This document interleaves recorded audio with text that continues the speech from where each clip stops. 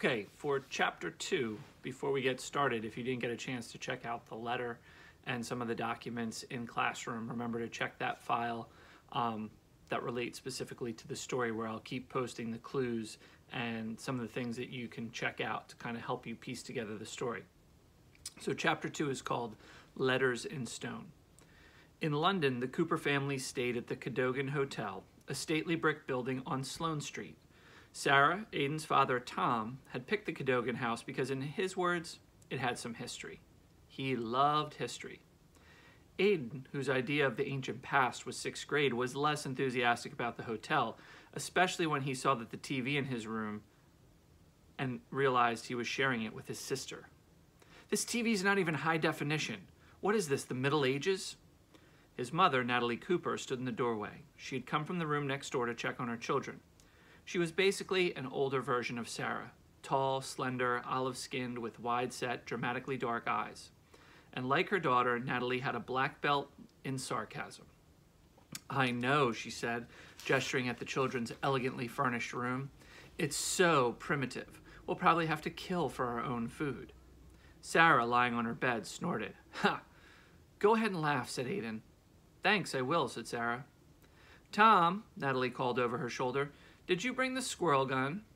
Her husband, apparently in the doorway behind her, a tall, rumpled, bespectacled man with a prominent chin and nose. He looked vaguely distracted, as he always did, except when he was examining antiques. Did I bring what?" "Never mind," said Natalie, exchanging eye rolls with her daughter. She turned to her son and said, "Aidan, we didn't come to London to watch TV. We're here to do things." "Not now, I hope," said Sarah, sitting up and looking at herself in the mirror. "I have airplane hair." "Your hair does that because you—" I know, I use too much hairspray." "Well, you do," said Natalie.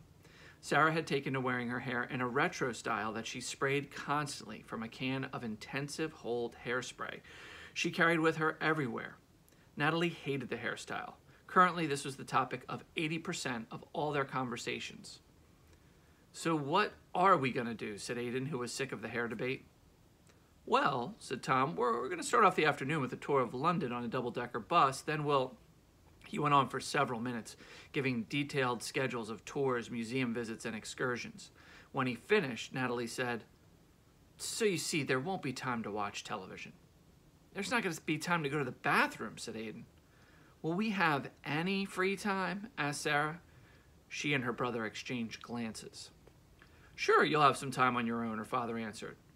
"As long as we know where you are," added the mother. "Of course," said Sarah with another look at her brother.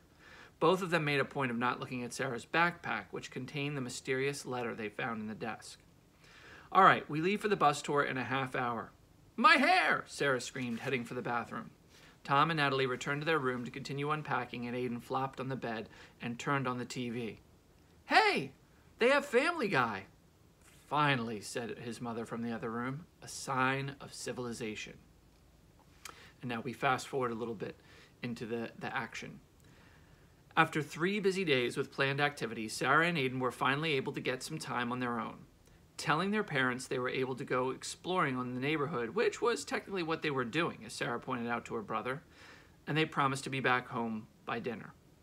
They set out from the Cadogan in late afternoon. It was a sunny and unusually warm day for June in England. The sidewalks were crowded with sightseeing tourists and Londoners trying to get home.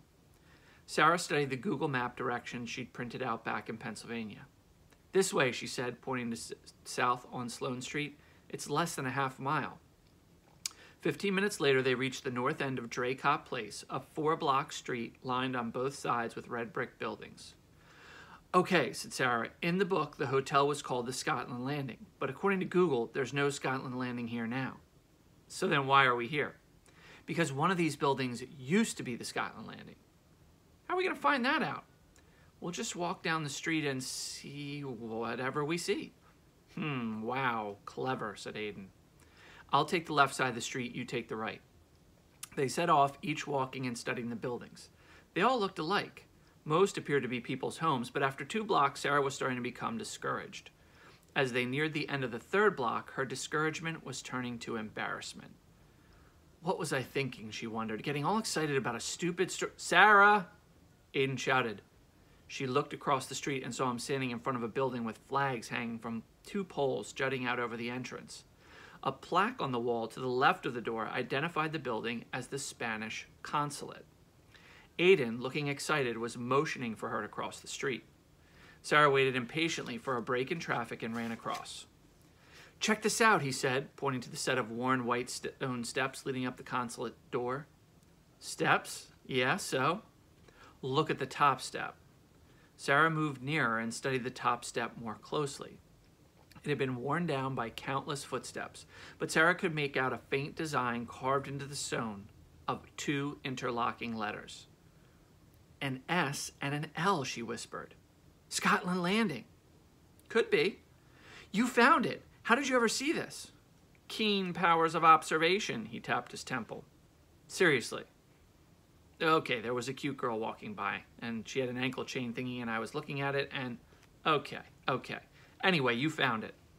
"Wait, you can't just walk in there." "Why not? Nobody's stopping me." But someone did stop her. In the consulate lobby, a uniformed guard manning a metal detector at a security screening station stopped her. "May I help you?" the guard said in an accented English voice. Sarah thought he was quite handsome, not at all like the security people at airports. Yes, well, that is, we'd like to come inside." "Smooth," said Aiden. "May I ask the nature of the business with the consulate?" Just a moment, please." She turned to walk back to Aiden. "Way to think on your feet." "Shut up, I need to think of something." "Whatever it is, it's going to have to get you up to that counter in the next room." "What are you talking about?" "Take a look." Sarah turned around, peering past the guard who was watching them intently. "I'm looking. So?" "The archway. Do you see it?" "Yeah." Sarah looked at the stone archway above the counter. "Look at the top of the arch." Sarah looked, then gasped. At the top of the arch, carved in stone, was the image of an eagle. "In the place," said Sarah softly, "in the landing." "Beneath the eagle," said Aiden. "We have to get in there." She stood for a moment, frowning in thought. Then she marched determined back to the security guard. "I'm studying Spanish in school," she said.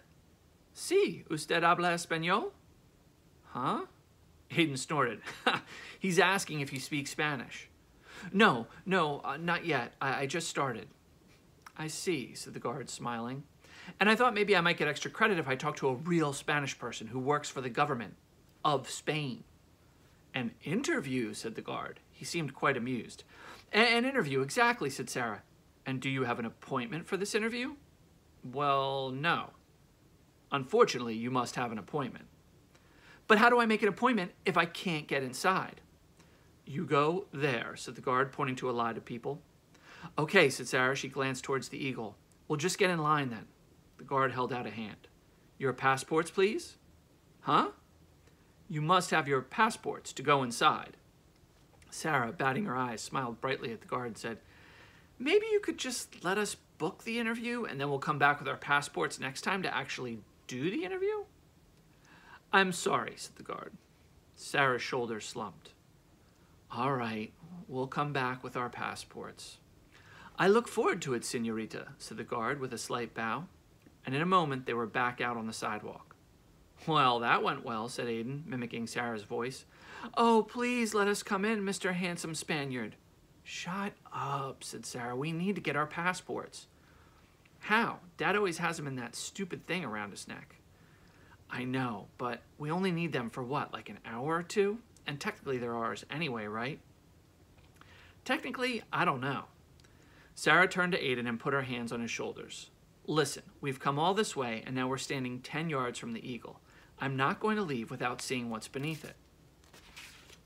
"But how are you going to get the passports?" "I don't know yet," said Sarah. She dropped her arms and started walking back towards the hotel. "But I'll think of something." "That," said Aiden, mostly to himself, "is what I'm afraid of." And that's the end of the read aloud. So kind of a typical Peter situation where one problem kind of leads to another, but it seems like they're on the right track in matching up the note with what they're finding at the Spanish consulate. So tomorrow's chapter we'll find out if they're able to get their passports and if they're able to get further into the Spanish consulate to unlock more of the mystery.